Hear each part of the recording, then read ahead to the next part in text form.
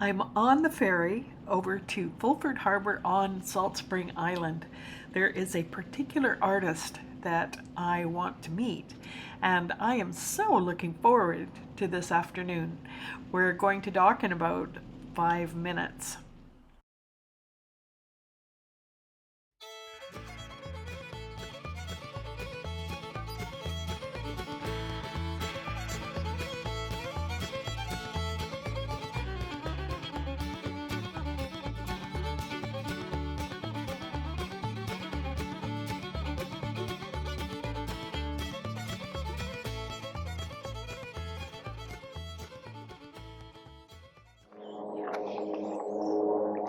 We are outside the studio of Leigh Williams here on Salt Spring Island, and Raven's Cache welcomes you.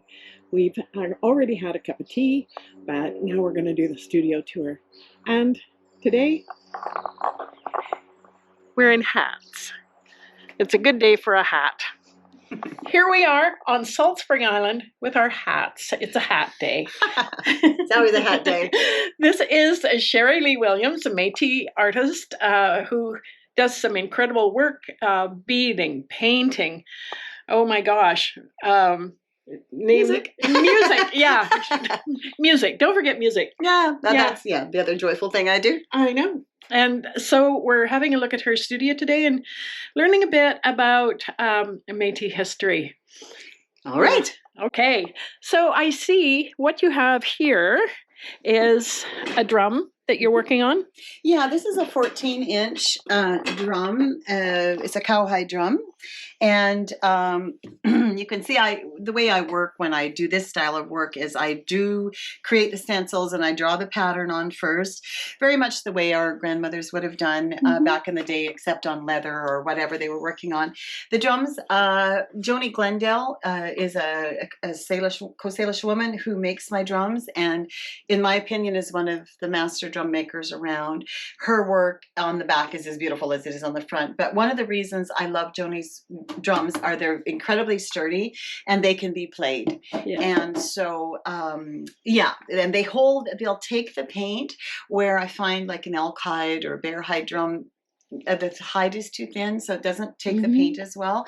And my drums are playable, so people use them. They're made to play. That's wonderful. So they're not just for hanging. No, they're not for decoration. No, they are meant to be used, and definitely meant to be used. So, and what I do, I call the Métis floral tradition, because I'm actually dropping the paint. I'm either dropping it with a tiny brush, like a 0 or I might use sometimes a meat skewer to be more precise. And so, but literally when I paint, I'm actually holding my brush like this. It's very time consuming and painstaking work. So I'm dropping the paint so that eventually, and there will be sometimes 2 or 3 coats like that. So the beadwork will feel like a bead. Because I've always been in love with our beadwork since I was a very small child. Yeah. And what's this fiddle here? Okay, so I often paint on fiddles. This one was a gift to me from a dear friend who it's been in his family for a very long time. I can't remember if it's his grandfather's or his father's. And I hesitate to paint these old fiddles because they are so beautiful. You can see, the grunge and the patina that's on it just from years of actually playing. Yeah. And this one is very old. You can tell by the ivory keys on it. And it has special meaning for me because my grandfather was a Métis fiddle player, and he played all the dances in our community and really taught me how to sing. And it was just music was such a big part of our life growing up, and my mother sang as well. So whenever I see a fiddle or touch a fiddle, I'm transported back to that place that I remember so well.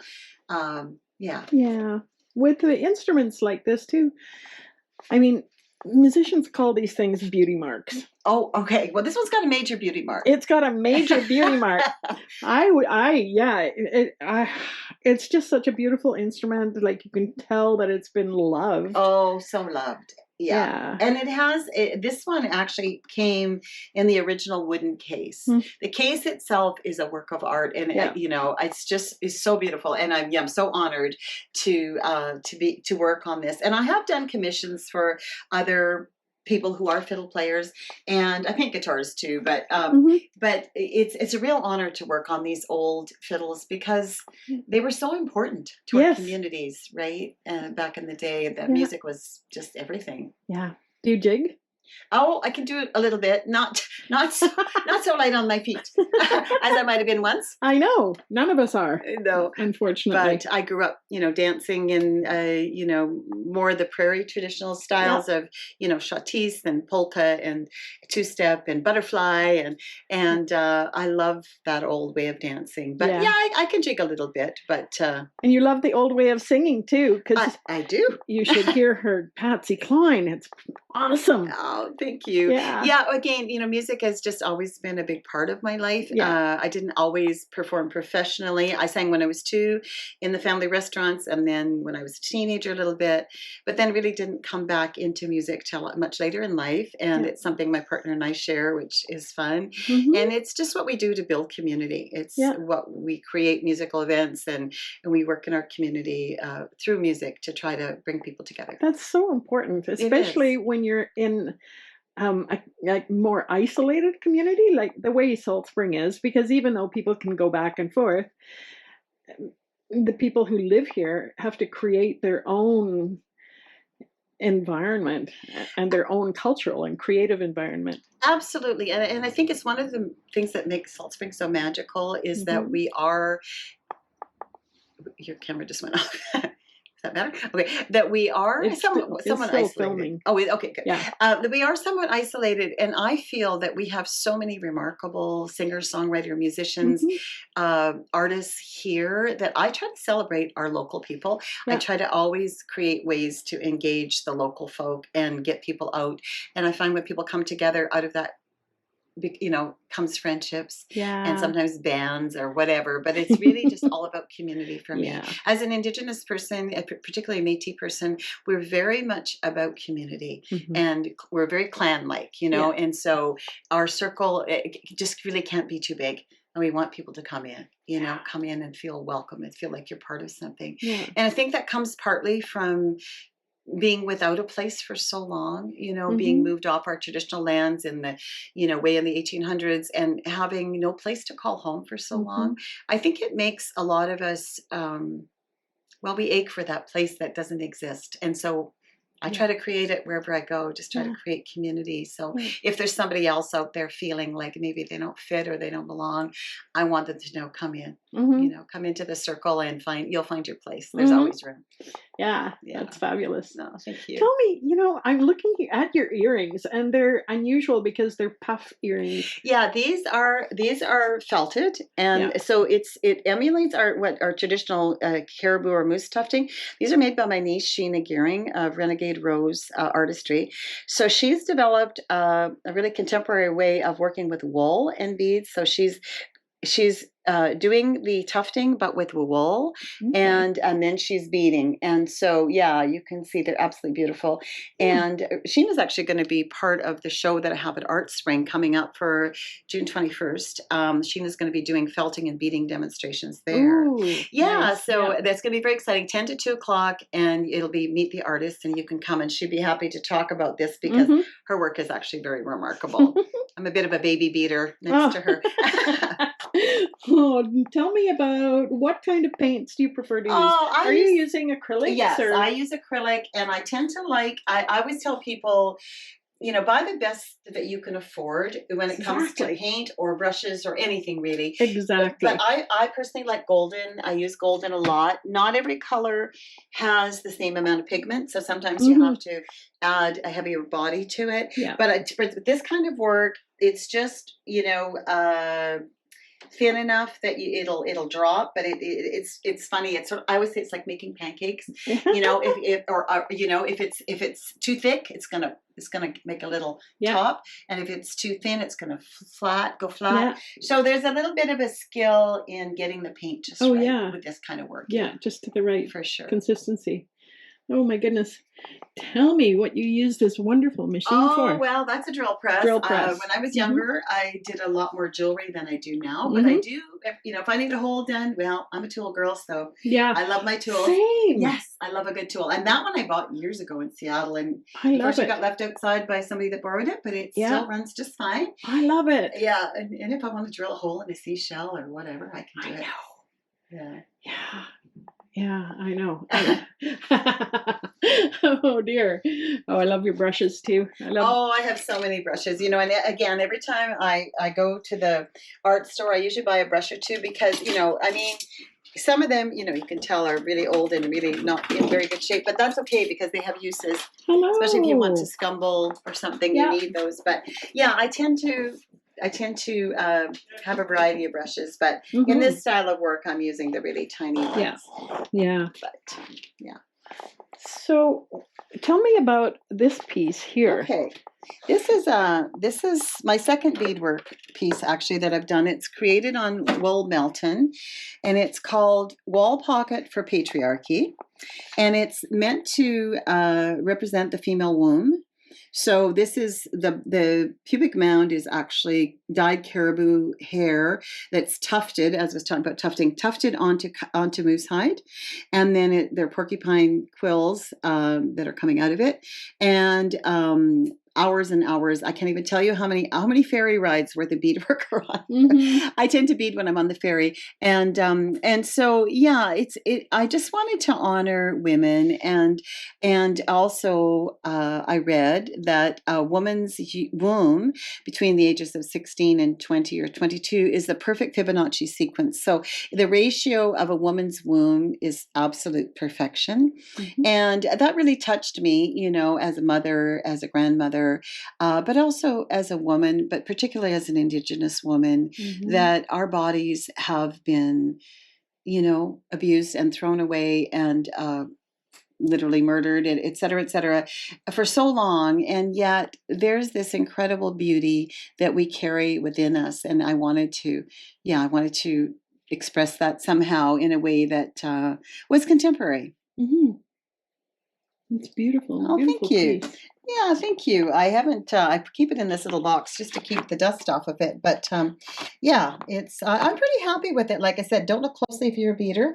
But this is also caribou hair on the fallopian tubes. Mm-hmm. And if you look closely on any beadwork, you'll find the spirit bead. And we always put that one bead that doesn't quite look right, because the creator is the only one who creates perfection. Exactly. So, and my beadwork, you don't have to look too hard because nothing's perfect. Yeah, when I was down in New Mexico and Arizona, then the Navajo weavers do the same thing. There's a deliberate. Isn't that something? It's deliberate. Yeah, it is really, really interesting. I find it's such a beautiful thing, but hard for me as an artist to do. I know, you think, oh, this stands out. I know. But it doesn't. But no, it doesn't. Because you're the only one that sees it. Yeah.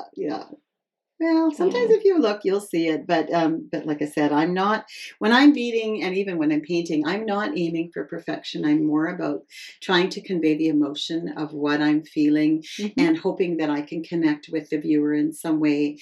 And, sometimes you do and sometimes you don't. But often there's that beautiful connection where somebody will stand before a piece and literally weep. And then aha, there you go. Yeah. You've done that thing that you came to do. Yeah. This was the other beaded piece that I made. This one, I've not shown this yet, but my vision for this piece, which again took me literally, I can't tell you how long. This is my heart, and it's made to represent the human heart, but particularly for me as a mother, this is my mother heart. And so I have 6-foot strands of over 4,000 beads. Each one of these represent my children. I have 6 children, and beautiful. So I visualize this hanging from the ceiling at kind of heart height. And this was my first beading project, and it was I felted the heart. So the heart is soft and yet incredibly difficult to bead on because it's not a flat surface. And it sort of took me back to my childhood. My grandmother was an antique dealer, and she collected all kinds of beadwork. And I remember the Haudenosaunee style beadwork that the women would make these. Usually they were white beads, clear glass or white.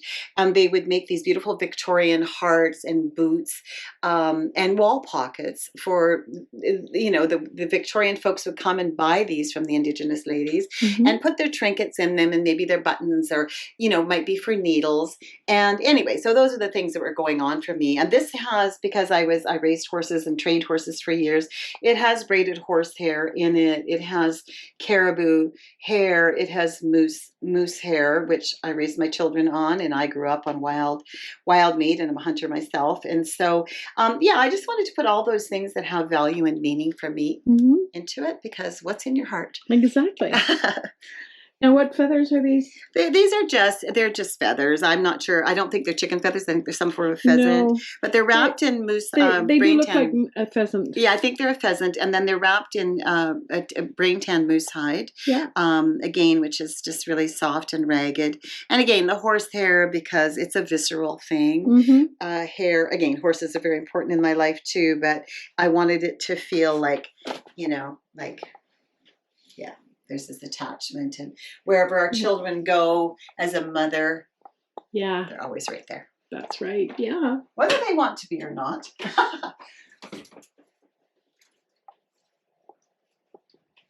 So did we talk about, I don't think we did, your mucklucks? Oh, my mucklucks. Yeah, I bought these years ago. I grew up wearing mucklucks, and these ones, I commissioned an elder in Manitoba named Clarice Longbottom years ago, and you can tell I've worn them many times. But they were so dear to my heart. These are all beaded on moose hide, which, if you've ever tried to stick a needle into moose hide, is incredibly difficult to do.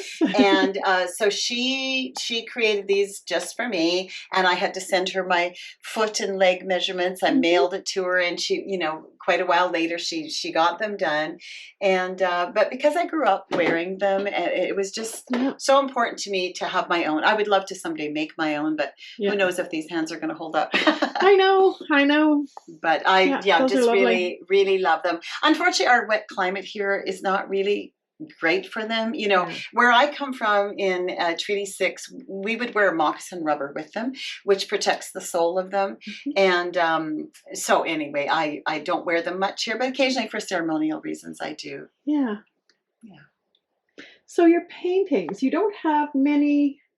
I don't have a lot down here. Because a lot of them are at the show. They're at the show at Art Spring right now. I know. That's a problem. It's a problem. Other people having shows, and Yeah, there's this piece I did for 9/11. I was so horrified at 9/11, and I had to do something. I was in art school at the time, and there was that one haunting photograph of those buildings, the shell of those buildings, and I was so moved by that.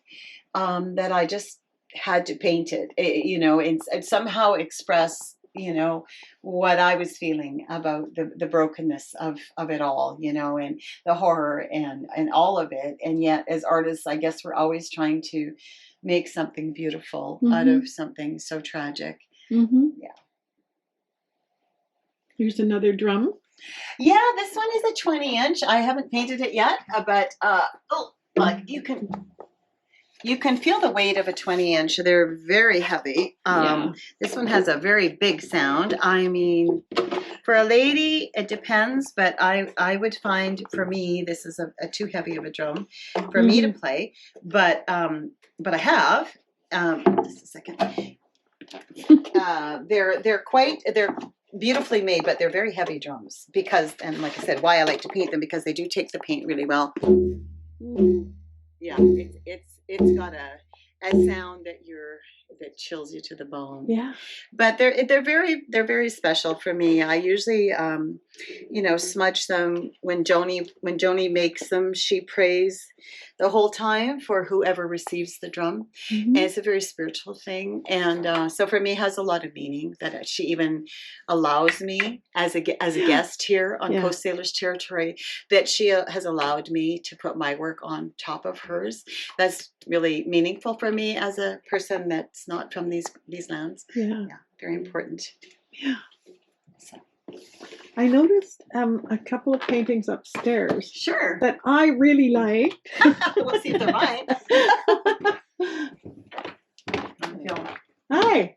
Hi. You're going to be on film. No, I'm not. I'm disappearing. Oh.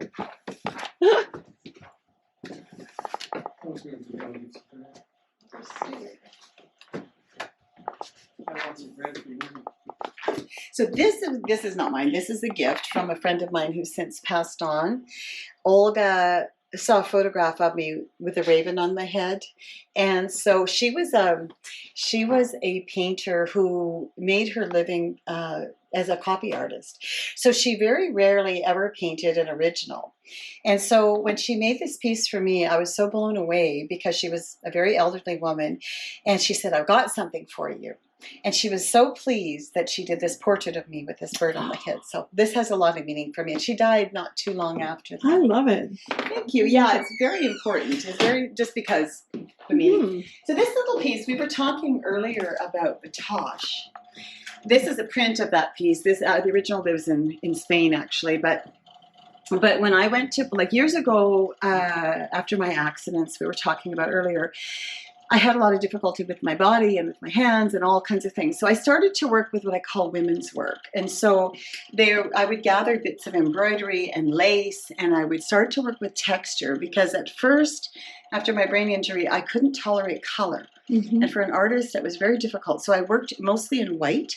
And so I would work with texture and layers of white and fabric, and found pieces that people have discarded of, grandma's napkins, or just beautiful little pieces that some woman somewhere made with so much love, and they're unknown artists. So I try to honor women in my work. So this was what was underneath originally, was this bit of embroidery. And when I went to Batoche and I stood in the church where our own government shot at the Métis people, and I was just moved to tears, and I put my fingers in the bullet holes of that church. So I wanted to somehow capture that sense of what we as Métis people went through with our own government attacking and killing us.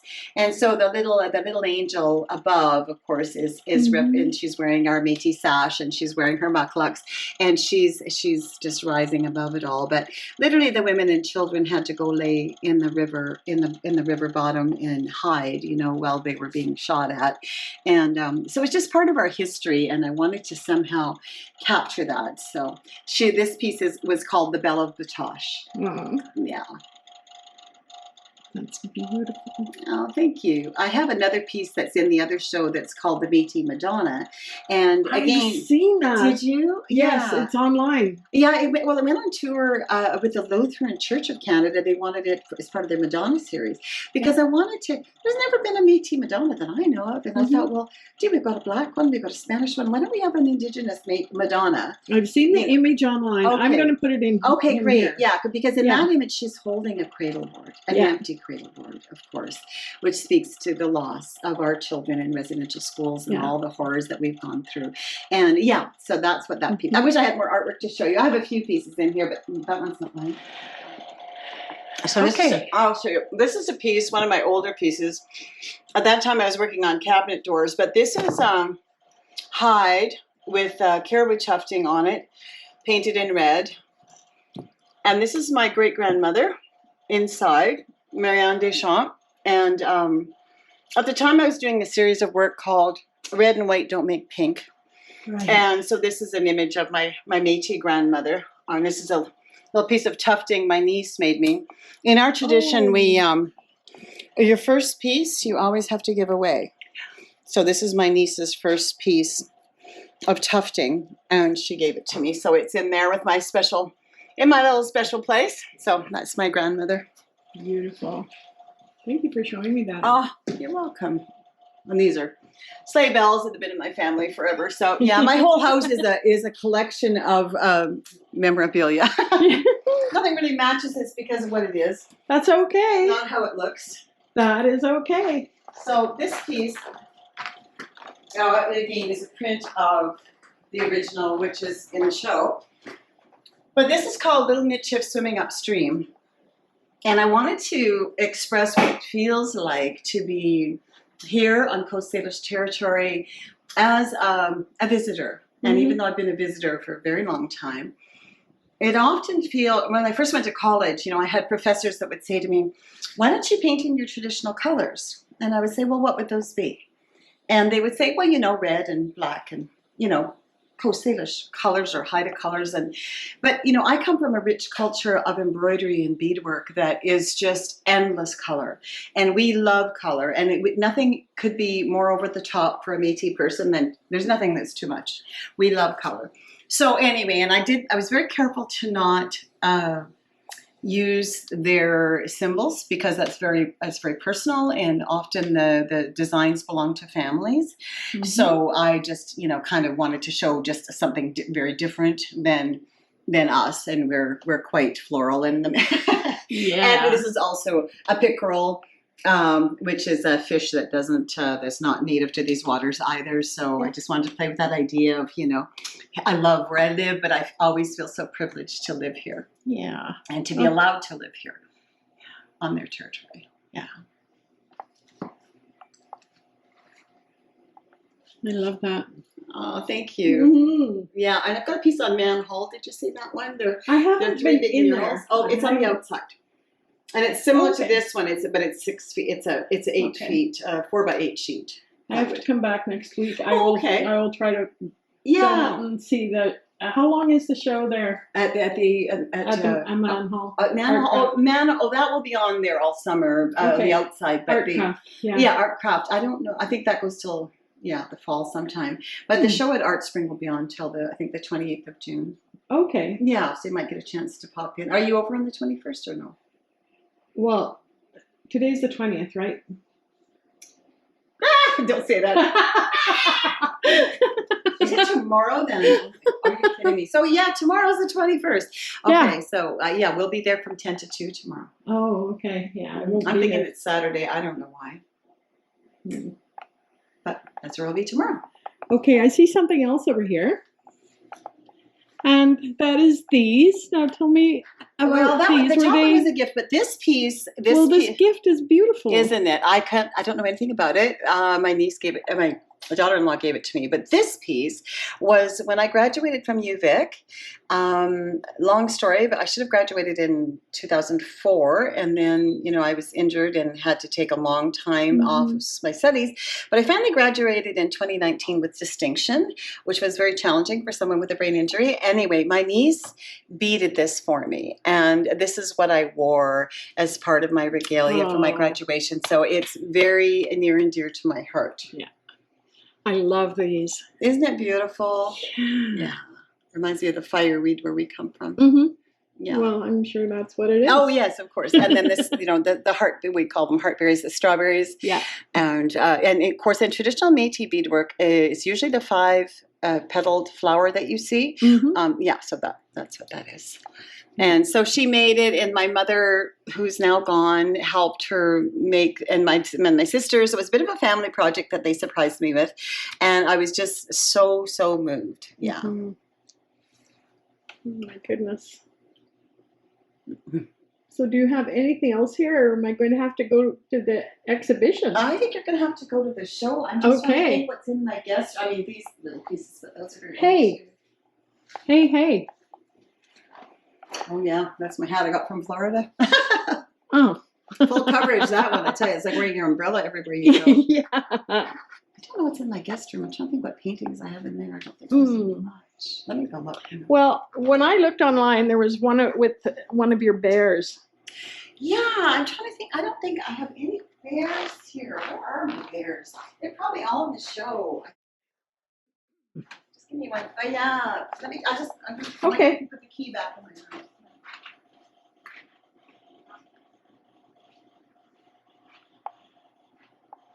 So obviously it's a very musical house as well. Great fun. So these, these are the world's tiniest little plant pots. My daughter, Oh, Laura, who lives in Terrace, macrameed these for me, and they're little miniature, they're thimbles, and little miniature plant pots. And look at the work, it's just so incredibly goodness. tiny. beautiful. I know.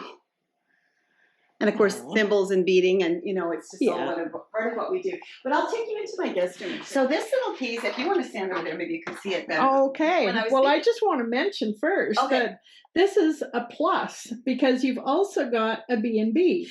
Right. Yeah, we're probably one of the few, I'm not certain, but one of the few Indigenous bed and breakfasts on the island.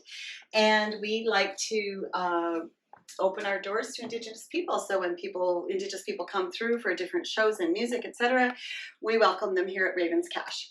So anyway, this is a piece I was telling you years ago that I was working more with what I call women's work. Lost bits and pieces I found at garage sales and thrift shops. And so this is part of a quilt, part of crochet and embroidery, and I like to bury it under the work as a way of honoring those mothers and grandmothers who spent so many hours making beautiful things for the people they love. And there's no signature, there's, you know, so anyway, that's my way of honoring those beautiful people. And another violin. And another fiddle waiting to be painted. It hasn't been painted yet, but it'll just wait its turn. Yeah. Eventually it will be. That's a little print of of a little chickadee I did for my mom. Oh. That she had. It's kind of large. But this piece is called Riel's Love it. Coat. Well, that's great. Like, I mean, there's nothing wrong with it being large. Well, the original is really tiny. And so when I sent to the printer, they sent me back this giant chickadee, which is almost a little bit scary. I love it. Oh, do you? Yeah, what is that? That is like 10 by 10, 12 by 12? I think it's a 12 by 12. Yeah. Wow. So this piece is called Riel's Coat. And if you're familiar with Louis Riel's coat at all, it's a beautiful, beautiful piece, and it's all beaded down the sides. And so I was struck by this, you know, bit of hand stitching that I found somewhere. Anyway, underneath, again, the paint has all these beautiful little pieces that, you know, women have created. And when I work this way, I'm quite fascinated by just laying things down and letting the piece speak to you. And for a lot of artists, it's kind of a scary way to work, but I actually love working that way. I love to just lay it down and trust that intuition, the ancestors, whatever you want to call it, that those that speak to us when we're working and say, move to the left or do this or add that. Yeah, it's kind of a magical way to work. And yeah, I'm still pretty happy with this piece after all these years. I still like it. Yeah. And So here's some more. Yeah, this is again in that you can feel this piece now when I was talking earlier about the texture, what happens when it's finished. Yeah.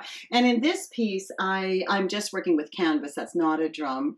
But just again, another way of just, you know, showing our beautiful floral style that we work in. And this was a ghost ship. I did, this is a print of a ghost ship. I was looking at that online, and I thought, what an amazing interpretation. Well, thank you. My friend is a sailor, and he wanted me to paint a ghost ship. And I thought, oh my gosh, I've never painted a boat, really, let alone a ship, let alone ghost ship. So it was quite a struggle, but I'm really happy with the way that it turned out. You know, I wanted that sort of, you know, ghostly, ephemeral feeling, and, you know, the water. And yeah, I'm pretty happy with it, actually. Which I'm very particular. So if I'm happy with something, after a little while, that's a good thing. Usually I'm like, oh, I could have done it better. I could have, you know. Yeah. I think that's all. Yeah, I think that's all that's in here. This smaller little buffalo, but. What's that? Oh, just a little buffalo. And is that yours as well? Yeah. Well. I don't typically do landscapey kinds of things, but, you know, the bison is also something very important in our culture. So, yeah, I just wanted to honor him in some way. Okay. There you go. There's a little bead. Wonderful. Bead tour while you're at it. Yeah, looks so comfy. Oh, it is. It's very sweet. Yeah. And, you know, TV pulls up from the wall, and it's very private. They have like a little propane deco, you know, propane heater and fridge, and yeah. I used to have a B&B in Sydney years ago. And, Did you? Yeah, and I just we enjoy meeting people and, giving them space, but, helping them to enjoy, I forget how the lights work. There we go. This beautiful little island. And Yeah. those are my teepee poles, and we'll get that up here one of these days. Yeah. The elder who usually puts it up for me, his wife is quite sick right now. So. Mm. But yeah, it's we had it up and we couldn't take it down the one fall because the weather was so bad. And we had a full-size tree, one of those big trees over there, came down on the top of our teepee and it did not fall. Ooh. Yeah, and the elder was saying to me, he said, "Well, that's 20,000 years of engineering." And honestly, we had to get a crane truck in to pick a tree off of the top of the teepee, and it never damaged it. It was just miraculous, actually. So. What a beautiful place we live in. Thank you. don't Yeah, we? it's, when we bought it, it was the trees. People wanted to buy this place and take down the trees because it's got so much big timber on it. But I fell in love with the trees, and I've got my ducks and geese, of course. But Yes. What is that I see in there? I've got Stanley and Lavender, my 2 geese, and then I've got Muscovy ducks, and they're all named after artists. Are they? Yeah. So normally they're out roaming around, but right now we've got Okay. them inside. But we raise the geese from the ducks. The ducks, we just put the eggs under them. And I was a farmer for years, so this is my little token farming. Just love to have my animals around. Oh. It's just very peaceful here. I like it. And the cedar trees are so magnificent.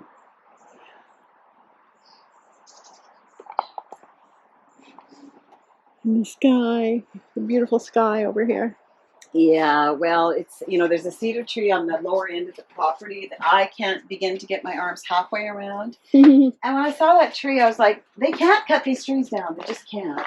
Like, look at these ones. This one grows almost, it does come right over onto my deck. And Yeah. sometimes I just come out and just touch it because I can. Yeah. It's just so sacred, cedar, one of the medicines, Where I come from, we use, sage and sweetgrass. And here, it's cedar. And the cedars are just so magnificent. So beautiful. I can hear water. There's a little creek that flows here this is Mount Maxwell above us. Mm-hmm. So, yeah, that little creek that flows on there. And the woman that owned this property before us, like years ago, she was Gwen Butcher. She was an artist. Yes, I know her name. Do you? Yes. Yeah. So this was her place, and we felt really kind of happy to be another artist in her space because she had at one time, like when we bought it, it was the blackberries were 10 feet tall. They were pushing through the windows and had been abandoned for like almost 10 years. Mm-hmm. And so, yeah. Just like a project, Mm. And so we literally had to bring an excavator in and take off the top layer because the blackberries were so bad. But you can see there was an orchard here. Those are all apple trees. And someday I want to, try to get some of the fruit trees are 30 feet tall, so I'd like to eventually pare them down and bring them back. But I feel pretty privileged to be here. Yeah. Okay. Go back So as in. you can tell, we have band practice frequently here. So I know, I was talking about that. It looks like a totally comfortable room to me. I found such a booth. I think we'll just throw out the furniture and just have the band set up. Here we go. Okay. Okay, so Sherry and I have had an absolutely great afternoon. Fabulous. Yeah. Yeah, it's been really great. Yeah, and I am so looking forward to seeing more of your art. I don't know if they'll let me take a camera in. Do you know? They should? Yeah, I think so. Okay. You have my permission. Okay. Okay. I'll be back next week. Okay. Bye. Nice to meet you, Bella. Bye-bye. Nice to meet you.